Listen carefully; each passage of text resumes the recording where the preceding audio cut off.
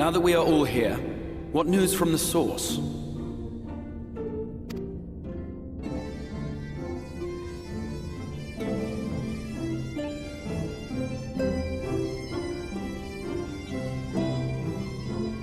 A new Ultima weapon. We must count ourselves lucky that Gaius has pledged his assistance. While this is indeed a worrying development, I think the state of the Empire as a whole greater grounds for concern.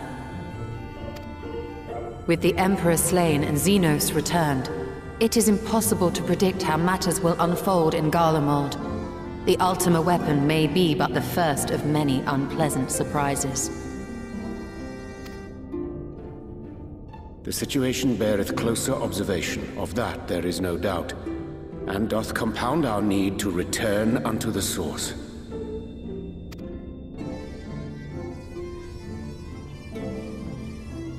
Then let us address that issue. Our long search for a means to see you safely home may well be nearing its conclusion. Thanks in large part to Urianger and Beklug's invaluable insight, we have succeeded in fashioning a vessel for the journey.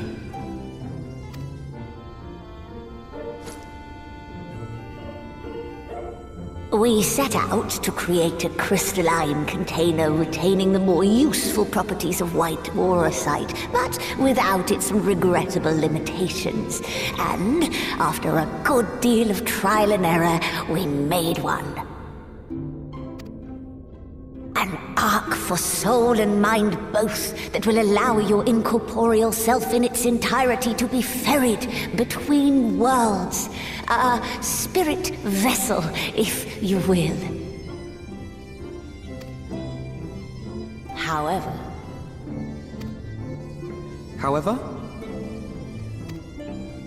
Though the vessel is possessed of the requisite qualities to hold mind and memory, it wanteth yet for a means to receive of them. For that, we must needs imbue it with the Exarch's innate gift. A gift that lives on only through the blood of the Allagan Emperors, which certainly does not flow within aurosite or any other crystal. Just so, milady. The blood serveth as a conduit of sorts.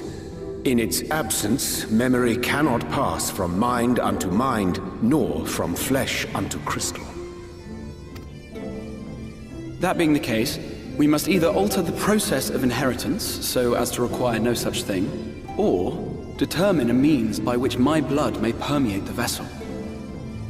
I am hopeful that the records found within this tower will yield the knowledge we require to pursue one or the other of these avenues. As well you should be.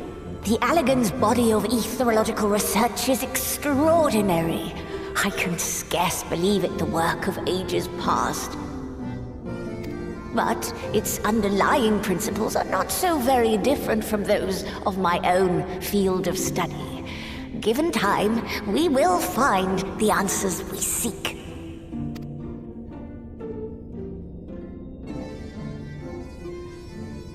I know that you can ill afford to wait, and it pains me that I must ask you to do so. I can only reaffirm my promise to you that a solution will be found. Whatever it takes, I will see you safely home.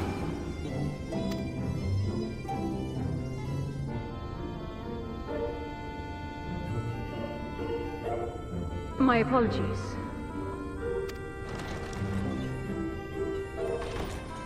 I do hope you haven't come to tell us that mortal peril fast approaches.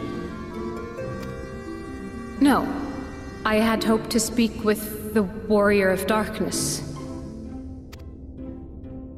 But there is no need to cut short your meeting on my account. I will be waiting outside.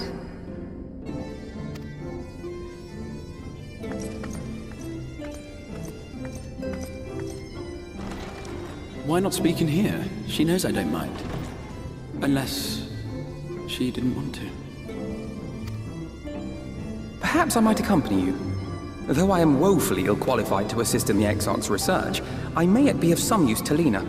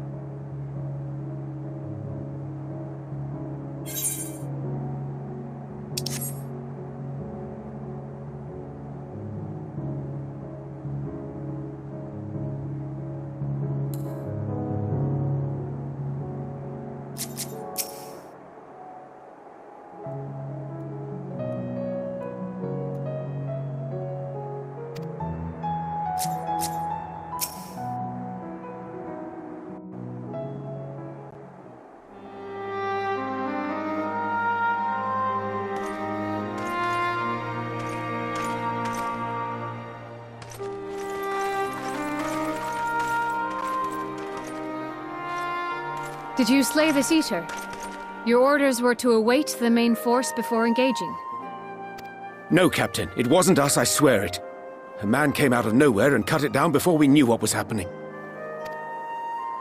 By himself? Certainly it is no light warden, but nevertheless. It's true. Felled it with a single swing of his axe, he did. I've never seen anything like it. So I says to him, "Who are you, the warrior of bleeding darkness?" And he says, "No, I'm a warrior of light." And that was it. Buggered off as quick as he came.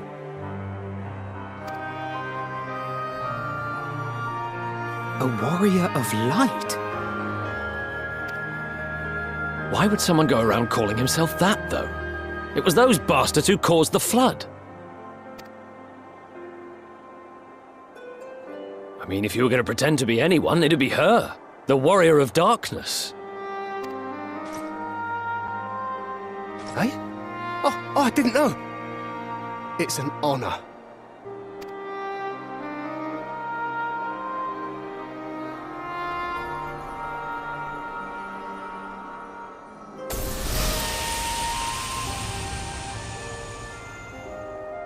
Since the Eater is no longer a threat, our work here is done. Return to your posts.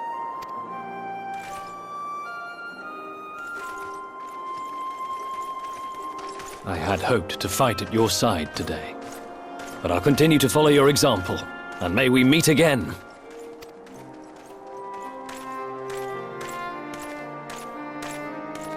I apologize for the wasted journey. It seems I overestimated the threat. As for this warrior of light, I do not know who would be brazen enough to take that mantle for his own. Whatever it may once have meant, it is forever tainted by the association with the Flood. The Exarch told me the truth of Ardbert and his comrades' deeds, and I am aware they played some part in your own triumph. But to most, they are synonymous with the calamity that befell this world. Still, if this man is minded to destroy Sin Eaters, I may forgive him his unfortunate choice of alias. But that is neither here nor there. I thank you for accompanying me. With that concluded, shall we return to the Crystarium? There is a proposal I should like to make.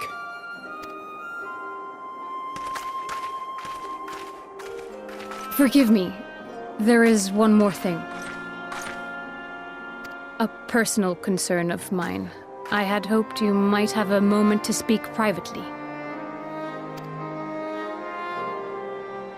Take your time. I shall go on ahead.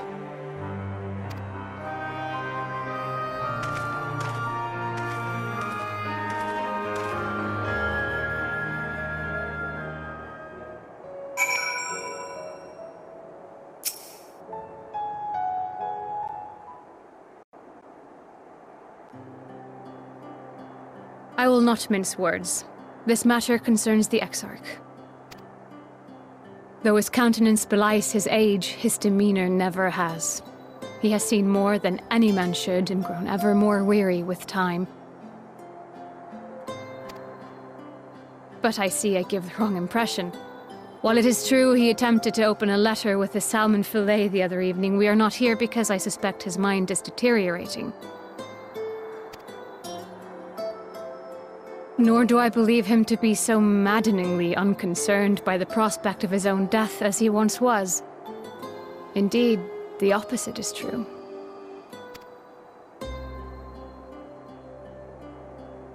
It is for this reason that I seek your advice. Since he returned from the Tempest, the Exarch is not as he was. He seems a different man. A younger man. I know not the details of his research, but when I saw him at work recently, there was a glint in his eye that I had never seen before. He looked happy. It was as if he had peered into the future and for the first time found joy there. Though it gladdens me to see him thus, I wonder if I should not keep my distance. I fear that my presence will only anchor him to the past, remind him of all the pain that came before.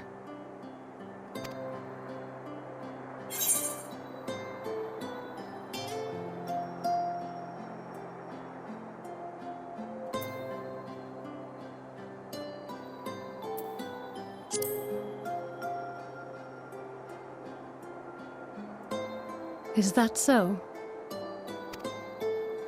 Then perhaps we might remain as we were. As we have always been. What a relief. In that case, I will have to speak with him about the amount of time he is spending at work. This research is important, I know, but if he refuses to consider his own health, I will have to consider it for him.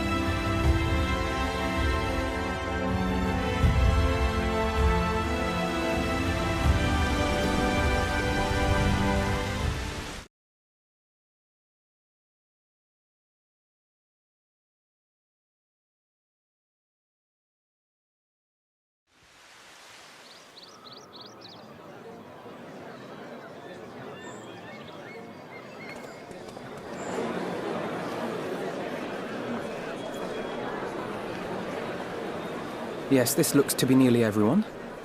Let us begin, shall we? Though I am usually the first to hold forth at such events, I think on this occasion that honor should fall to you. They would be more inclined to take the word of the Warrior of Darkness. Indeed. In light of the subject matter, who better than thee to speak these truths?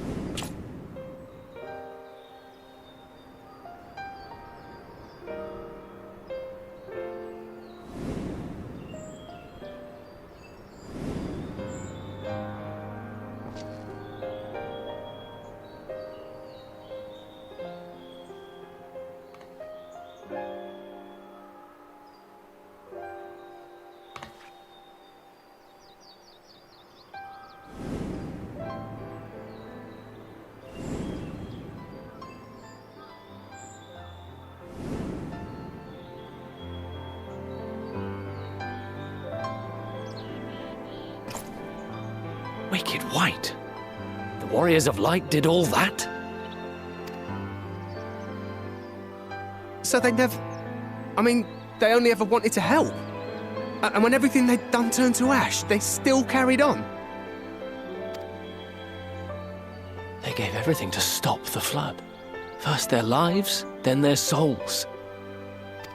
And they managed it too, in the end. They saved us. And we cursed their names.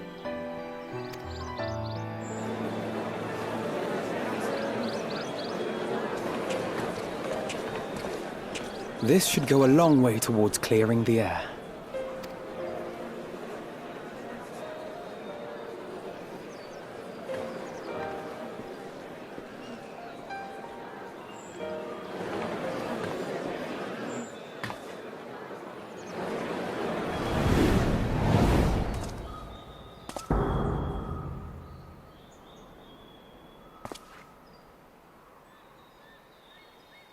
Impossible.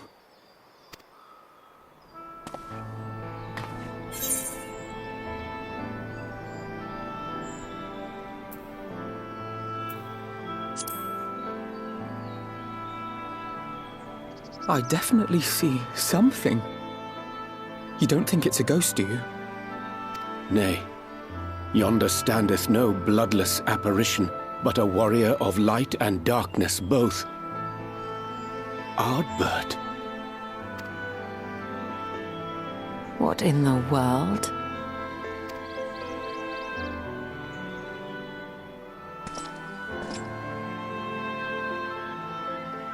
It's you!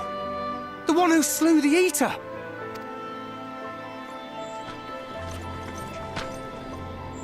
That it should be the Warrior of Darkness who brought the truth to light. You've saved me a fair bit of time. Though I have a few words of my own to say, if I may.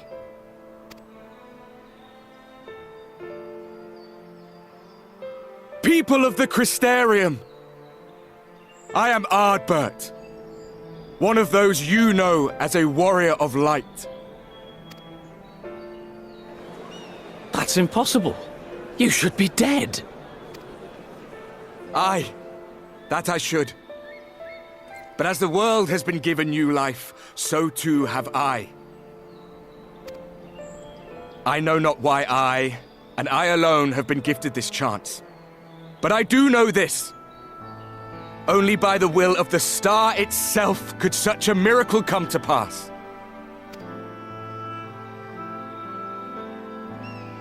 The hero who stands before you now, the Warrior of Darkness, is not of this world.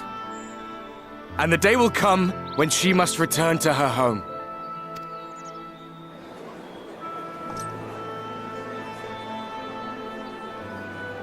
But this land is our home. And if it is to remain so, now and forevermore, it is we who must protect it. The time to rely on saviors from afar has passed. It is you who must rise. You who must become the new warriors of light! What? Us? Warriors of light?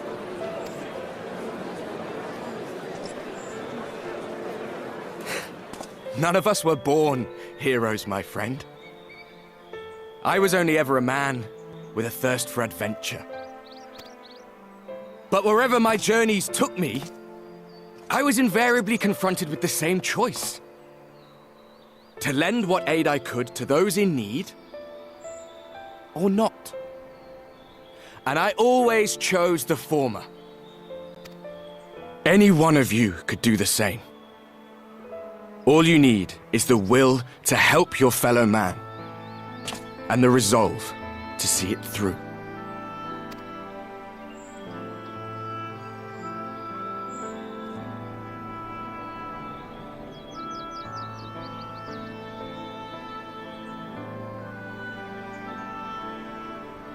From thine own lips did we learn of Ardbert's fate, and by thy countenance I gather thou art not inclined to recant thy testimony. Yet whosoever this man may be, his words hold truth and resonate with the citizenry besides. For us to voice our doubts here and now would serve but to sow disquiet. 'Twere better we retired unto the ocular and there discuss this matter in private. Go. I will stay here and watch.